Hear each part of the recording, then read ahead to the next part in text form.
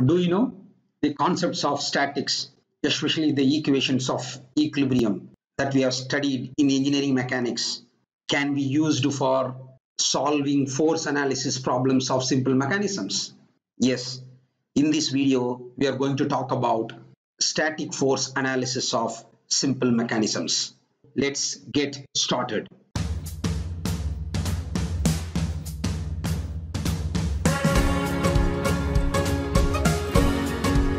Hello, welcome to my channel. It's Dr. V. Jayakumar making lecture videos for mechanical engineering students.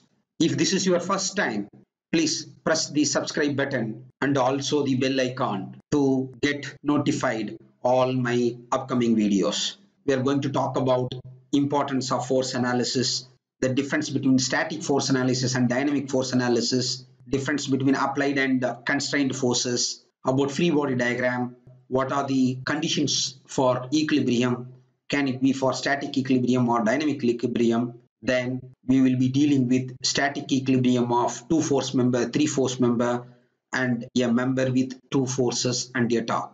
These are the things that we are going to cover in this lecture video. So at the end of the day, we should be able to solve this problem. So wherein we were given with the slider crank mechanism, what are the given data? I know all these sides. I know the side of AB, BC, and angles are given. And this is the input force acting on the piston. So these are given. I need to find what will be the driving torque. So T I need to determine. And also what will be the forces acting on various links. Can we directly solve the problem without understanding the basics? No, not possible. So in this video, we are going to see all the basic fundamental concepts that are required to solve a static force analysis problem. Before going to the other detail, first let us know why force analysis. Is it so important for a design engineer? Yes, it's very important. You know the definition of the machine. Any machine transmit motion and force. So transmission force is involved. So yeah, machine members are subjected to various types of forces. So it is very essential for us to determine magnitude and direction of those forces acting on the machines. Why it's important? Once you know the forces, then only we will be able to design, able to determine size of the various components of the machine, so that for the given set of forces, the design member should be able to withstand the stresses developed in them. If forces acting on the machine members are not determined properly, then resulting part size design calculations will not be correct, and hence the parts will fail during the operation. So very recently you might have seen in the newspaper that there is a crane collapse which cannot withstand the required load. So this will be the result of a improper force analysis. In this course of dynamics of machines, our aim is to determine magnitude, direction, and location of forces acting on the members. We will not be dealing with the sizing of the machine parts. Determination of the size of various machine elements comes under machine design. So obviously, this force analysis becomes the important input for any machine design. Let us understand this term dynamic force, also known as inertial or inertia force. All machines will have mass. Any machine that has mass and accelerates will have dynamic or inertial forces. So for example, if a body is at rest, that means acceleration is zero. Then there is no dynamic forces. Say when I have mass which accelerates, then we have dynamic or inertial forces. Now let us try to understand the difference between static force analysis and dynamic force analysis. We have very interesting lifting crane. So here, as you could see, we have externally applied load which is very huge. Then here we have the mass of the hook, right? If you see there, the mass and acceleration of the hook is very less, and hence its product we call it as inertia force or dynamic force. Dynamic force of hook is way low than externally applied load. In such case, we can ignore this, need not to consider this. We can consider only the external applied load. In that case, that analysis is known as static force analysis. Let us take on to this particular example. This is a IC engine. We have 4-cylinder IC engine here, as you could see. In this case, we have connecting rod mass, then we have piston mass. So they have both the masses and associated acceleration. So of course this will have angular acceleration alpha and linear acceleration of the piston. So in this case we have inertia forces of the components of the piston and connecting rod are significant or high. So you cannot ignore them. We need to consider them. This is where at the top we have externally applied force. So in this case, inertia force plus all externally applied force will be taken into considerations. Both will be considered in this analysis. That analysis, that's what we call dynamic force analysis. Is that clear? Let us take the vice grip player. Various forces acting on the vice grip player. But literally speaking, acceleration is almost nil, or we can say very low acceleration. Therefore, inertia force can be completely ignored. When there is no inertia force, this can be called as static force analysis. For such machines, for machines such as clamps, pliers, cutters, jacks, latches, winches, heavy lifting devices, in literature they are actually known as static machines because literally they do not have any motion. Some are having motion, but their values are very low. So they are known as quasi-static machines. So for static machines and quasi-static machines, problems can be solved by using principles of statics that we have studied in engineering mechanics. Here, dynamic force analysis not at all required because acceleration is negligible, very minimal, which can be neglected. Hope it is very clear for you now. Before going to the static force analysis, let us refresh ourselves some basics. The basics should start obviously with Newton's 3 laws of motion. The first law talks about equilibrium. The second law talks about force, F is equal to ma. Then third law talks about for every reaction there is an equal and opposite reaction. What happens if I want to solve static force analysis problem? I am going to apply first and third law. On the contrary, if I wish to talk about dynamic force analysis problems, then I am going to apply this Newton's second law of motion because acceleration is involved. Right.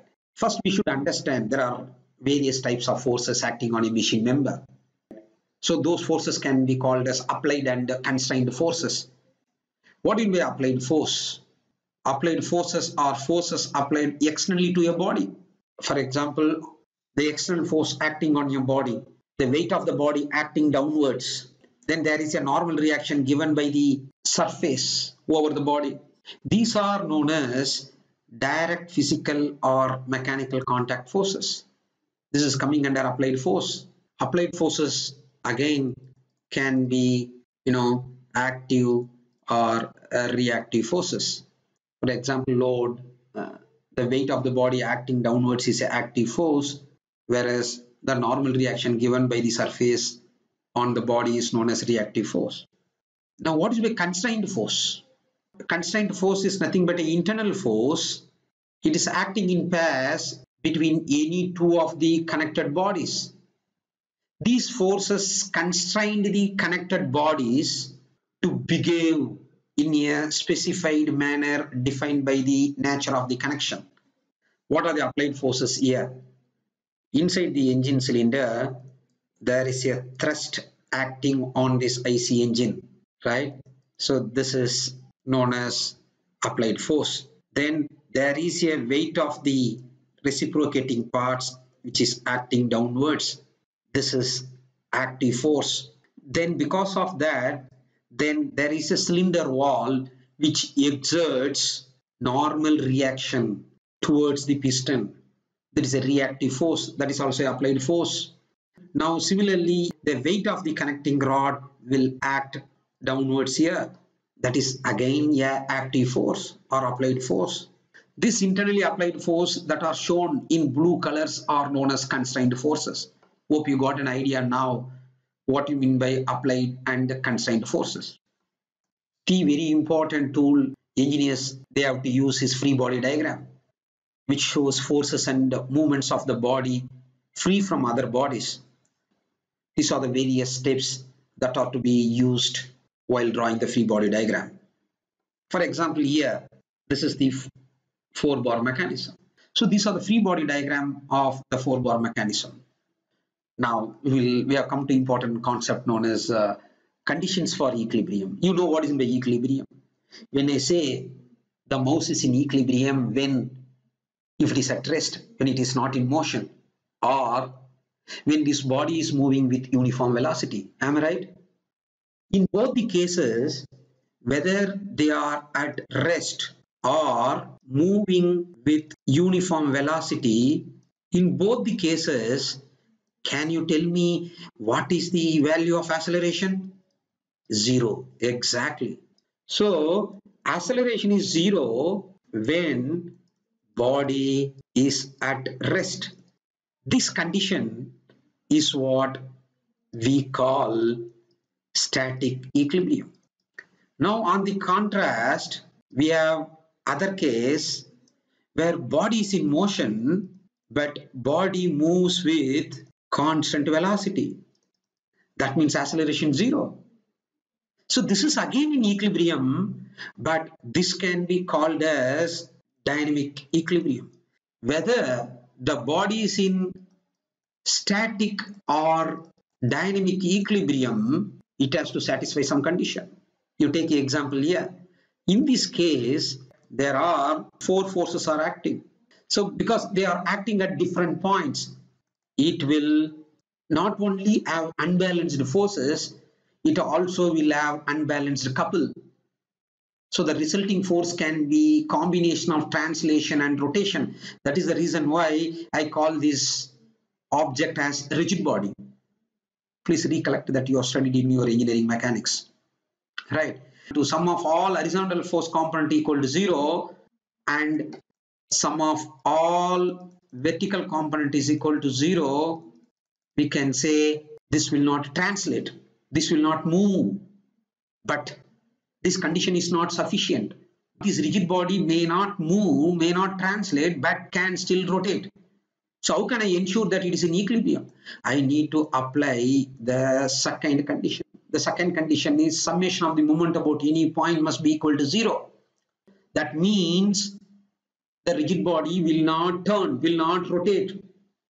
So now when both the conditions are satisfied, we can confidently tell that the object is in equilibrium. This is what we call it as equations of equilibrium. If I can draw a force polygon, if force polygon is closed, that means it is balanced. No unbalanced forces are left. Similarly, I can draw a coupled polygon. If coupled polygon is closed, we can claim that this is summation of moment equal to 0. Why I am telling you this concept will be very useful for us going forward while solving balancing of rotors problem. and so on. Right? Have you got it about equilibrium? Yes. What is in a two-force member? So two-force member means member having two forces. Now here, assume that we have two forces, Fa and Fb. In order to be in equilibrium, we have to satisfy two conditions. The first condition is summation of force equal to 0. When the Fa is equal to Fb and it acts in opposite direction, then this condition is satisfied. Am I right? But what about the second condition? When this line of action of forces must be same. When line of action is same, that movement will not be created. Assume that if I have this case, in this case, this may not satisfy neither first condition nor the second condition. So I can say this is not in equilibrium, whereas this member is in equilibrium, because this understanding is very important, which will be very handy while solving problems, which we'll be doing it in the next video, right? Now same way, let us attack the three-force member. So assume that there are three forces are acting here, Fa, Fb and Fc. So what is the first condition to be satisfied? Sigma F is equal to 0. I can draw force polygon. You know how to draw force polygon, right? Which is nothing but a vector addition graphically. When we draw a force polygon, if it is closed, then we can claim this condition is satisfied, like this. So that means this is summation of F is equal to 0. What about the second condition? Summation of moment equal to 0. When this can be 0? Only when I extend this line of action of these three forces. When these three forces are acting at one point, we call it as concurrent point or point of concurrency. So this one is in equilibrium. Now consider this body. Of course, this is also having three forces. Here, maybe this might be satisfied or may not be satisfied. By just only when we know the magnitude and direction we will be able to do, but definitely because no point of concurrency, therefore summation of moment will not be equal to 0, and hence the body is not in equilibrium. Is that clear? The difference between body is in equilibrium, body is not in equilibrium. Finally, let us consider a body where I am given with two forces, Fa and Fb, and also I have this applied torque.